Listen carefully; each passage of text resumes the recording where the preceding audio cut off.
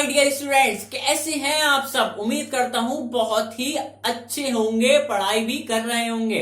तो आइए आज मैं भी आप लोगों के लिए डायरेक्ट इनडायरेक्ट का इंपरेटिव सेंटेंसेस की वीडियो लेकर आ चुका हूं। जी हाँ, जैसा कि मैंने आप लोगों से कहा था कि असर्टिव सेंटेंसेस के बाद इंट्रोगेटिव सेंटेंसेस की वीडियोस आ चुकी हैं। उसके बाद क्या कहा था मैंने कि आपको इंपरेटिव सेंटेंसेस की वीडियो मिलेंगी। तो आइए आज हम एक एक करके रूल्स पढ़ते हैं, रूल्स के साथ साथ एग्जाम्पल पढ़ते हैं और बहुत ही इजी तरीके से डायरेक्ट इनडायरेक्ट यानी कि नरेशन के इंपरेटिव सेंटेंसेस को समझ लेते हैं। किसके तरीके से भाई? एमएफ के तरीके से समझना है हमें, ठीक है। एमएफ के तरीके से समझेंगे बहुत ही इजी तरीके से। तो आइए शुरू करते हैं वीडियो। अगर वीडियो पसंद आए तो इसे लाइक शेयर तो जरूर कर देना भाई, ये हर बार कहता हूं, कोई करता नहीं है लाइक, ठीक है। एक कमेंट भी जरूर करना और इंस्टाग्राम आईडी को भी फॉलो करना मत भूलना। तो आइए वीडियो को स्टार्ट करते हैं। देखिए फ्रेंड्स, इंपरेटिव सेंटेंसेस क्या होते हैं। सबसे पहले तो हमें यह देखना पड़ेगा कि इंपरेटिव सेंटेंसेस को हम पहचानेंगे कैसे। तो इंपरेटिव सेंटेंसेस को पहचानने के लिए हमें यह देखना होगा कि रिपोर्टेड स्पीच क्या है, यानी कि रिपोर्टेड स्पीच ऑर्डर है। क्या हमें कोई ऑर्डर दिया जाता है? क्या उसे कोई ऑर्डर दिया जाता है? क्या ये कोई एडवाइस है?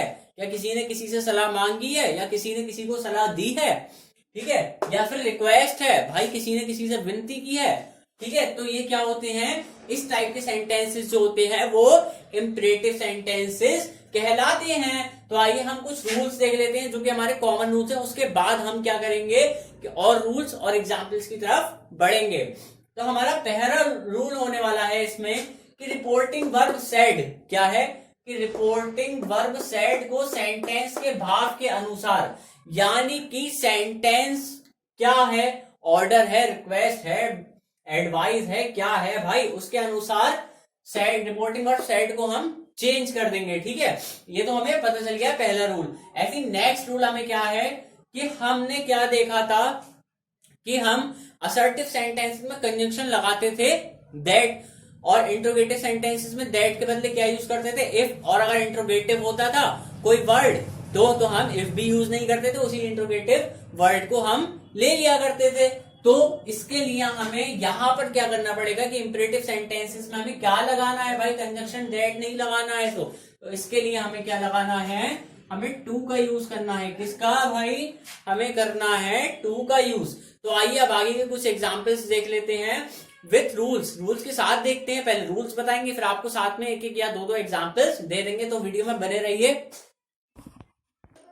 सो गाइस, हम देख लेते हैं इंट्रोगेटिव में अगर ऑर्डर आ जाए तो उसमें क्या क्या यूज होता है, हमें क्या क्या चेंज करना होता है। तो हमारा है ऑर्डर, सॉरी रूल के अगर सेंटेंस में आज्ञा यानी कि ऑर्डर पाया जाता है तो रिपोर्टिंग वर्ब सेड को किस में बदलेंगे?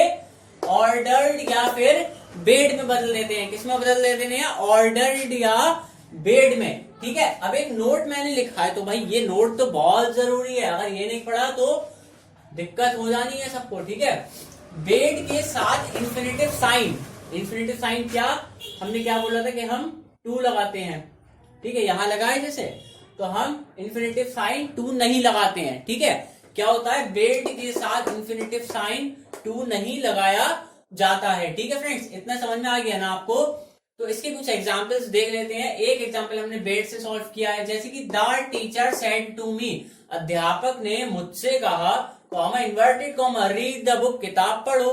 तो टीचर ने मुझे क्या किया? ऑर्डर दिया, आज्ञा दी कि किताब पढ़ो, है ना।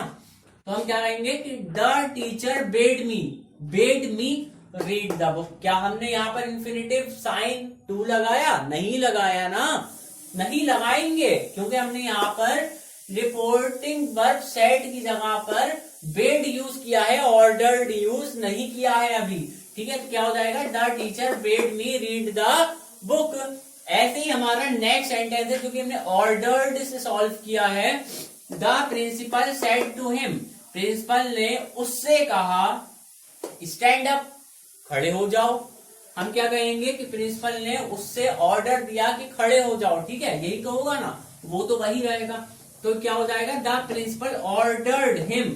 अब यहां पर हमने टू लगा दिया क्योंकि हमें क्या कंडीशन दी थी कि बेड के साथ इंफिनिटिव साइन टू नहीं लगाना है, ऑर्डर के साथ तो लगाना ही है ना, ऑर्डर्ड के साथ। तो हमने ऑर्डर्ड के साथ तो टू लगा ही दिया है। तो the principal ordered him to stand अब ऐसे ही हम देख लेते हैं आगे। अब तो यह हमने सॉल्व कर लिया ऑर्डर्ड का। अब हम देखते हैं रिक्वेस्ट का, प्रार्थना का। अगर प्रार्थना की जाए तो क्या होगा, तो हम कैसे सॉल्व। तो फ्रेंड्स, मेरे प्यारे से स्टूडेंट्स, अगर सेंटेंस में प्रार्थना या रिक्वेस्ट पाई जाती है तो क्या करते हैं हम, रिपोर्टिंग वर्ब सेड को किसमें चेंज कर देते हैं, रिक्वेस्टेड या फिर बेग्ड में चेंज कर देते हैं। ठीक है, और रिपोर्टेड स्पीच में से जैसे कि प्लीज वर्ड आता है, इस टाइप के प्लीज आगे इसमें काइंडली लिखा है, तो इस टाइप के वर्ड्स को जो है दूर कर देते हैं किसमें से, रिपोर्टेड स्पीच में से। क्या हमने सीखा कि अगर सेंटेंस जो है, रिपोर्टेड स्पीच जो है उसमें रिक्वेस्ट की जा रही है तो हम रिपोर्टेड वर्ब सेड को किसमें चेंज कर देंगे, रिक्वेस्टेड या बेग्ड में। ठीक है, और रिपोर्टेड स्पीच में से क्या हटा देंगे, प्लीज जैसे शब्द को हम दूर कर देंगे। तो आइए हम देखते हैं फर्स्ट एग्जाम्पल।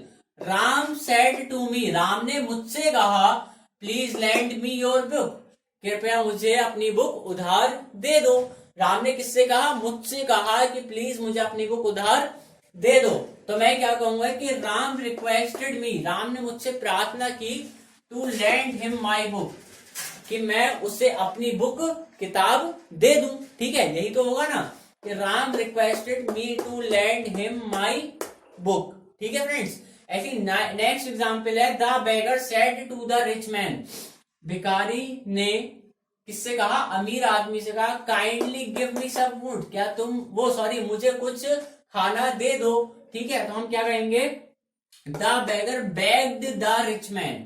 ठीक है, भिखारी ने अमीर आदमी से कहा, to give him some food, कि वो उसे कुछ खाना दे। किसे, मी को हमने किसमें चेंज कर दिया, हिम में, क्योंकि हम किसकी बात कर रहे हैं, बेगर की बात कर रहे हैं, तो मी को हमने किसमें चेंज कर दिया, हिम में। ठीक है फ्रेंड्स, ऐसे ही हम देख।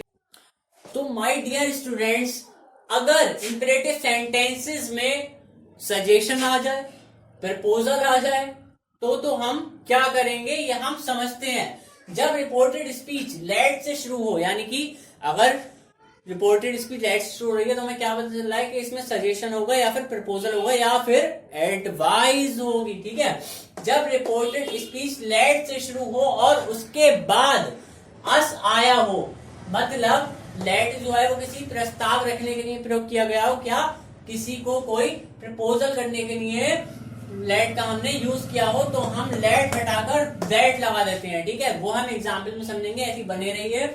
रिपोर्टिंग वर्ब को सजेस्टेड या प्रपोज्ड में और अस को वी या दे में बदल देते हैं। ये कब होता है, रिपोर्टिंग वर्ब के सब्जेक्ट के अनुसार बदलते हैं। ठीक है, तो हम देखते हैं रिपोर्टेड स्पीच के वर्ब के पहले शुड या माइट का यूज करते हैं। अब इन सब के हमने रूल्स तो पढ़ लिए हैं, ये आप लोग देख लो ठीक से। अब भाई साहब हमें क्या देखना है, एग्जाम्पल से तो समझ में आना है। तो आइए देखते हैं।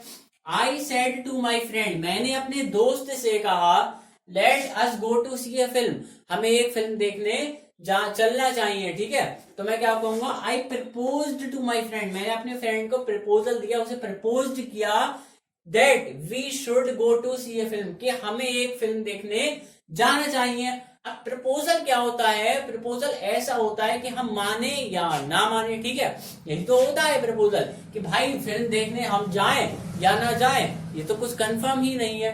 ठीक है, ऐसी नेक्स्ट एग्जांपल है, ही सेड, उसने कहा, let us have a glass of water, हमें एक गिलास पानी रखना चाहिए अपने पास।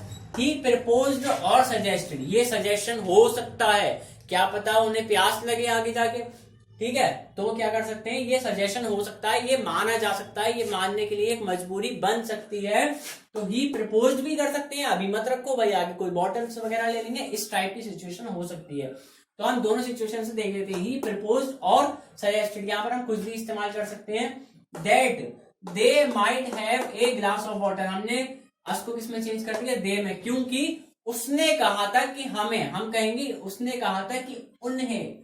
ठीक है, तो हमने अस को किसमें चेंज कर दिया, एक बार वी में भी चेंज करके दिखा दिया आपको और एक बार दे में भी चेंज करके दिखाई है। तो आइए हम आगे कुछ डायरेक्ट सॉल्व कर लेते हैं, वो भी बहुत आसानी से। तो मेरे प्यारे से स्टूडेंट्स, एक प्रॉब्लम ये आती है कि अगर इस टाइप का डायरेक्ट इनडायरेक्ट आ जाए, अरे भाई क्या है इसमें, कुछ भी तो नहीं है। अगर reporting verb object first person में हो, ठीक है, तो अस को वी में बदलना चाहिए, ना कि दे में। एक तो ये हो गया। इसी प्रकार यदि रिपोर्टिंग वर्क का ऑब्जेक्ट सेकंड पर्सन, यानी कि सेकंड पर्सन जो है वो यू हो तो अस को यू में बदलना चाहिए। अगर कब बदलना चाहिए? जब सब्जेक्ट या ऑब्जेक्ट फर्स्ट पर्सन ना हो, सेकंड पर्सन हो। ठीक है, यानी कि सेकंड या थर्ड पर्सन हो। मैंने ये बता दिया आपको क्योंकि ये थर्ड पर्सन है। चलिए एक एग्जाम्पल से समझ लेते हैं, मैं क्लियर हो जाएगा। ही सेड टू यू, उसने तुमसे कहा, comma inverted comma, let us go to the market, हमें मार्केट जाना चाहिए। यही तो है मतलब, हमें मार्केट जाना चाहिए। तो मैं क्या कहूंगा? ही प्रपोज्ड टू यू, उसने तुम्हें प्रपोज किया, उसने तुम्हें तुम्हारे आगे प्रस्ताव रखा that you should go to the market. अब भाई यू शुड, यहां पर क्या था? सजेशन, वो प्रस्ताव था, तो हमने शुड का इस्तेमाल कर लिया। You should go to the market. अब भाई साहब ये अस को यू में क्यों बदल दिया हमने? तो यहाँ पर एक ऐसी सिचुएशन है, यहाँ पर आपको कॉमन सेंस, इंग्लिश में चलता ही है भाई, कॉमन सेंस ही इंग्लिश है। ठीक है, तो यहाँ पर हमने यू कैसे बदला कि फॉर एग्जाम्पल मैं मार्केट नहीं जा रहा हूं, ये मैं अपना एग्जाम्पल दे रहा हूं, आप मार्केट जा रहे हो, आपको मेरे साथ जाना है।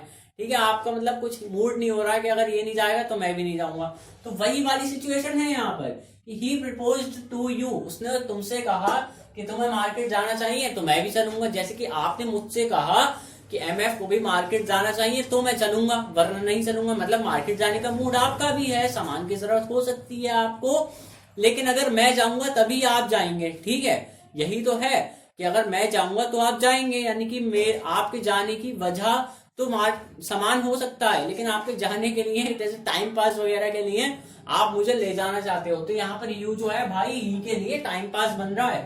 ठीक है, he propose to you that you should go to the market. तो फ्रेंड्स, उम्मीद करता हूं आपको इंपरेटिव सेंटेंसेस क्लियरली समझ आ गए होंगे। अगर समझ आ गए हैं तो वीडियो को लाइक करें, शेयर करें, हमारे चैनल एमएफ स्टडीज को सब्सक्राइब करना बिल्कुल भी ना भूलें, और इंस्टाग्राम आईडी को जरूर फॉलो करें। और डायरेक्ट की और पिछली वीडियोस देखने के लिए नीचे दिए गए डिस्क्रिप्शन के लिंक पर क्लिक करें, और इंस्टाग्राम आईडी का भी लिंक मैंने आपको डिस्क्रिप्शन में दे रखा है, वहां पर जाकर जरूर जरूर जरूर फॉलो कीजिए ना। ठीक है, तो मिलते हैं नेक्स्ट वीडियो में, और अपना प्यारा सा कमेंट जरूर कर दीजिएगा।